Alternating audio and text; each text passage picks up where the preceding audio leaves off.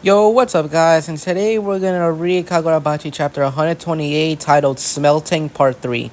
I know I have been gone for a while. I know. But I have a good reason for it. I was starting to move into my new apartment, and since I wanted to get more used to the environment around me, I didn't feel too motivated to record videos. I am 1 week late to this. Yeah, I am 1 week late to this chapter, and I won't be wasting any more of your guys' time. So without further ado, let's get in. It starts off with Sabaru saying, "Rokuhira, don't look away. The fire isn't going out." Ureta Sensei hasn't slept a wink in almost 2 days. Plus, he's been using his sorcery the entire time. He's gotta be even more exhausted than Rokuhira. Well, unfortunately, my doppelgangers aren't much used as fighters. I'm the only decent one here. You take that one, Joji. I can't see a damned thing. Okay. I knew it.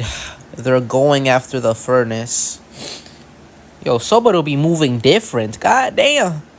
You're gonna need a better blade. Katana are surprisingly vulnerable to sideway force. That's what he was aiming for? I couldn't help myself. Your form was so clean. I see he's right. We're not going to be able to put out that fire. Damn, an assassin. Okay, going straight for Rokuhira. Rokuhira, do not look away from that fire. Just don't. When they're on a whole different level, they're virtually undetectable. Kunishige Rokuhira. These guys seem oddly invested in this. It turns out he was involved with Princess Chaiki. He's nobody with nothing to lose. For someone like him to ignore the country's decision and risk disaster, and also ignore Princess Chaiki's own decision, he's just desperate to be the big hero who rescues her. He's the real spark we must put out. That day, if Shiba hadn't come, I think Chaiki would have died. I couldn't do anything as my legs turned to jelly. That day was the reason I started making katana. I knew I had to face my demons. I knew there was something off I could do, so I threw myself into it. Even so, every time I saw her... Wait, no, I'm reading it backwards, my bad. Chaiki would cook delicious meals for me. Even so, every time I saw her, even after what happened to her because of me, I'm fine. Look, you can barely see the scar anymore. Until the day she became Princess Soga. Princess Chaiki's vision was part of why the Enchanted Blade's plan was rejected. She predicted smelting would be dangerous. Princess Chaiki didn't want this. Then and now, it's always her who's protecting me. All I could do was keep forging katana. Face my demons? No, the truth was, it was all I had.